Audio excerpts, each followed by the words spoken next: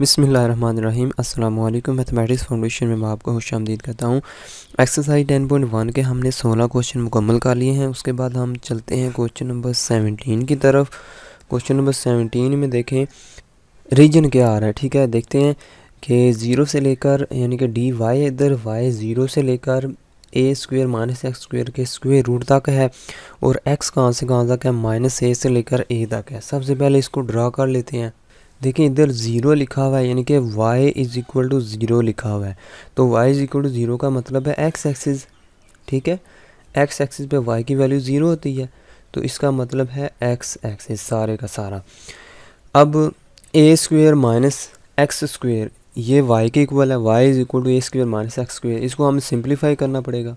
y is equal to a square minus x square. अब हमें क्या पता है इसका ग्राफ क्या होगा, दोनों तरफ स्क्वेयर लेते हैं। Y square is equal to a square plus minus x square. X square इधर आके प्लस हो जाएगा, x square plus Y square is equal to a square. ठीक है, तो ये क्या बन गया, ये किसकी इक्वेशन है, ये सर्कल की इक्वेशन है। ठीक है, सर्कल की इक्वेशन है जिसका रेडियस ए है। तो हम इस सर्कल को इधर ड्रा कर लेते हैं जिसका रेडियस ए है। ठीक है, मैं इस सर्कल को इधर ड्रा करता हूँ क्योंकि इसका जो सेंटर है वो रीजन है, इसलिए मैंने यहाँ से स्टार्ट किया है। तो अब इसका रीजन जो सेंटर है वो 0 0 है, और इसका रेडियस कितना है, ए है। ठीक है, यहाँ से ये यहाँ तक फासला ए है। उसके बाद कौन सी कंडीशन है, कहता है ये वाई की बता रहा है। ठीक है, ये वाई की कंडीशन हमने चेक की है। अब एक्स की कंडीशन है, एक्स है माइनस ए से लेकर ए तक। माइनस ए तो ये है। ठीक है, ज़ाहिर बात है माइनस ए ये होगा एक्स की वैल्यू में। ठीक है, एक्स की वैल्यू माइनस है ये होगा, ए ये होगा। इसका मतलब ये हुआ कि ये वाला जो रीजन है ये हमारा रिक्वायर्ड रीजन है जिसको हमने पोलर में चेंज करना है। पोलर में क्यों चेंज करना है, क्योंकि इसमें X square plus Y square आ रहा है। मैंने कहा था जब सर्कुलर रीजन आ जाए कोई, ये सर्कुलर रीजन है ना, तो चाहे हाफ सर्कल है कोई भी सर्कुलर रीजन है, तो उसको हम पोलर कर्व में चेंज कर देते हैं पोलर रीजन में। तो इसको पोलर रीजन में चेंज करने के लिए मैं इधर लिखता हूँ ये दो डी वाई डी एक्स या डी एक्स डी वाई हो, उसकी जगह हम लिख देते हैं डी आर डी थीटा। ठीक है, और उसके बाद यहाँ पर हमने आर की वैल्यू चेंज करनी है क्योंकि इधर डी आर है, इधर हमने आर वाला रीजन लिखना है, आर वाला लिमिट्स लिखनी है। तो आर कहाँ से कहाँ तक वेरिएट हो रहा है, आर है, r is equal to radius जो है वो ए है। आर यहाँ से लेकर यहाँ तक जिधर मर्जी चले जाएँ वो ए ही रहेगा। ठीक है, तो इसका मतलब है आर। अच्छा, अब ये स्टार्ट कहाँ से हो रहा है, ज़ाहिर बात है 0 से स्टार्ट हो रहा है, 0 से स्टार्ट होके ए तक जा रहा है। अब ये ऐसा रीजन तो नहीं है ना कि जो ओरिजिन से ओरिजिन इधर हो और ये जो है जो रीजन है वो इधर हो, तो फिर स्टार्ट यहाँ से होगा ओरिजिन, लेकिन ये बिल्कुल ओरिजिन के साथ ही जुड़ा हुआ ये सारा, लिहाजा ये आर 0 से स्टार्ट होगा, 0 से स्टार्ट होगा और ए तक जाएगा। ठीक है, आर इज इक्वल टू ए तक जाएगा। अब थीटा कहाँ से कहाँ तक है, ज़ाहिर बात है थीटा इधर 0 होता है, थीटा 0 से स्टार्ट होगा, थीटा इज इक्वल टू 0, और ये थीटा कहाँ तक जा रहा है, यहाँ तक जा रहा है। ठीक है, तो इधर थीटा कितना होता है, पाई होता है, 180 होता है। तो theta is equal to pi हो गया। सेटअप क्लियर हो गया इसका। तो इसकी x square plus Y square की जगह हम आर लिख देते हैं, आर स्क्वेयर लिख देते हैं। ठीक है, और इसकी पावर में क्या लिखा हुआ है, 3/2।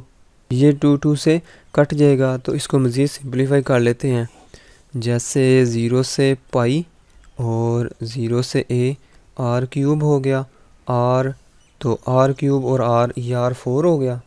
ठीक है, डायरेक्ट लिख देते हैं आर 4 और डी आर डी थीटा। अब यहाँ पर पावर रूल लगाएंगे, 0 से लेकर पाई तक पावर रूल लगाएंगे, आर 5 डिवाइडेड बाई 5 हो जाएगा, और लिमिट क्या है 0 से लेकर ए तक डी थीटा हो जाएगा बाहर। तो अब ये 1/5 बाहर आ गया, लिमिट्स लगा देते हैं 0 से पाई तक, ऊपर वाली लिमिट ए की पावर 5 हो जाएगी डी थीटा, क्योंकि नीचे वाली 0 है वो हम नहीं लिखते। उसके बाद ए 5 बाहर आ जाएगा, ए 5/5 हो जाएगा, और अंदर क्या रह गया 0 से लेकर पाई 1 डी थीटा रह गया। उसके बाद ए 5 डिवाइडेड बाई 5, इसका इंटीग्रेशन थीटा होती है, लिमिट है 0 से लेकर पाई तक, ए 5 divided by 5 into pi minus 0, तो इसका जवाब क्या आएगा, π/5 a की पावर 5। उसके बाद आ जाता है क्वेश्चन नंबर 18। क्वेश्चन नंबर 18 भी जो है इसमें भी हम क्योंकि x² + y² आ रहा है तो हम इसको पोलर में चेंज करेंगे। क्वेश्चन नंबर 18 को इधर हम लिखते हैं 0 से लेकर 1 तक, 0 से लेकर 1 - y² square root sine of x² + y² dx और dy। सबसे पहले इसकी जो रीजन है उसको हम ड्रा कर लेते हैं। ये जो इसका रीजन है वो कहाँ से कहाँ तक है, देखिए 0 इधर dx लिखा हुआ है ना, लिहाजा ये क्या है x = 0। ठीक है, x = 0 का मतलब है y एक्सिस। ठीक है, क्योंकि y एक्सिस पूरे के ऊपर x की वैल्यू 0 होती है। तो ये लाइन है इसकी, ठीक है, यानी कि x एक्सिस वाली लाइन x = 0 की ये ग्राफ हो गया 1। अब ये dx है तो इधर भी क्या होना चाहिए, x = ये वाला सारा। तो x = 1 - y² स्क्वेयर रूट और x² दोनों तरफ लेंगे 1 - x y² जब उधर जाएगा x² + y² = 1। तो ये कौन सा जी सर्कल है, ये जिसका जो रेडियस है वो 1 है। ठीक है, तो ये सर्कल है, हम इस सर्कल बना लेते हैं जिसका रेडियस 1 हो। ये एक सर्कल बनाते हैं, फॉर एग्ज़ाम्पल ये एक सर्कल है जिसका रेडियस 1 है और उसका जो सेंटर है वो ओरिजिन है। इसको हम रेज कर देते हैं। देखो ये हमने डोमेन जो रीजन है वो बना लिया है। अब हमने देखना है कि x की वैल्यूज़ हमने ये बनाई है ना, अभी हम y की वैल्यूज़ देखते हैं कहाँ से कहाँ तक है। y की वैल्यू 0 से लेकर 1 तक है, 0 से लेकर 1 तक ये y की वैल्यूज़ हैं। ठीक है, तो इसका मतलब है ये पहला क्वाड्रेंट हो गया फिर, क्योंकि इनिशियल लाइन ये होती है, पोलर कर्व यहाँ से स्टार्ट होती है और क्योंकि उसने बोला हुआ है कि जो x जो है वो 0 से स्टार्ट हो रहा है।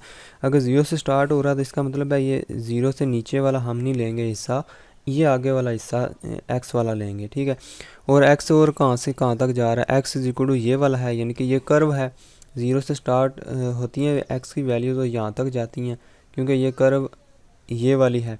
ठीक है, ये कर्व इसको हम कहते हैं कि सर्कल है x² + y² = 1। अभी हमने चेक किया था।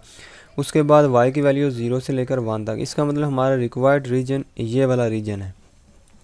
ठीक है, अब इसमें हमने इसको चेंज करना है पोलर कोऑर्डिनेट्स में, पोलर फॉर्म में चेंज करना है। तो ये इस dx dy की जगह हम डायरेक्ट लिख देते हैं r dr और d तो साइन x² + y² की जगह हम r² पुट कर देंगे, साइन r² हो जाएगा। ठीक है, ये अलग है, ये साइन r² अलग है, ये r अलग है। अब इसमें लिमिट्स लगानी है। r की लिमिट क्या होगी, क्योंकि पहला जो रेडियस है यानी कि r है वो यानी कि इधर रीजन के साथ जुड़ा हुआ है तो वो 0 होगा।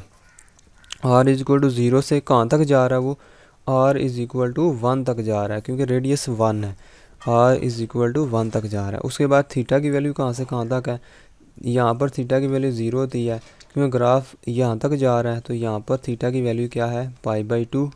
ठीक है, तो हम लिखेंगे थीटा 0 से जा रहा है, थीटा = π/2 तक जा रहा है। ठीक हो गया, 0 से π/2 तक। और अब इसका साइन का जो है डेरिवेटिव मालूम करना है, साइन के एंगल का डेरिवेटिव साइन r² की इंटीग्रेशन मालूम करनी है। साइन के अंदर जो एंगल है r² है, r² का डेरिवेटिव आगे मौजूद है। r² का डेरिवेटिव क्या होता है, 2r होता है इसका डेरिवेटिव। ठीक है, d/dr। तो 2 हम बना सकते हैं, r पहले से बना हुआ है, इधर हम 2 लिखते हैं, इधर 1/2 लिख देते हैं, बाहर 1/2। तो अब साइन का फार्मूला क्या होता है, माइनस कॉज। ठीक है, साइन की इंटीग्रेशन का फार्मूला क्या होता है, माइनस कॉज r², और इसकी लिमिट क्या है 0 से लेकर r = 0 से लेकर r = 1 और d थीटा साथ लिख देते हैं। फिर 1/2 और 0 से लेकर π/2 तक, बाय ये माइनस में इधर ले आता हूँ बाहर। ठीक है, और इसमें लिमिट्स लगा देते हैं, कॉज ऊपर वाले लगाते हैं cos 1। ठीक है, और माइनस नीचे वाली cos 0, cos 0 वैसे ही 1 होता है। ठीक है, d थीटा। अब ये क्या बन गया, cos 1 - 1। ठीक है, इसको बाहर ले जाते हैं क्योंकि थीटा के लिए से इसमें थीटा है ही नहीं है, तो थीटा के लिए से ये कांस्टेंट है, इसको बाहर ले आते हैं। -1/2 cos 1 - 1 और अंदर क्या बचेगा 1, तो 1 का थीटा के लिहाज से इंटीग्रेशन थीटा हो जाएगी, थीटा 0 से लेकर π/2 तक। इस माइनस को मैं अंदर मल्टीप्लाई कर देता हूँ, 1 माइनस cos 1 हो जाएगा डिवाइडेड बाई 2। ठीक हो गया। थीटा की वैल्यू ऊपर वाली पुट करेंगे तो π/2 हो जाएगी, नीचे वाली पुट करेंगे 0 हो जाएगा, तो हम लिखते ही नहीं हैं। तो इसका आंसर क्या आएगा, 1 माइनस cos 1 और साथ में आएगा π/4।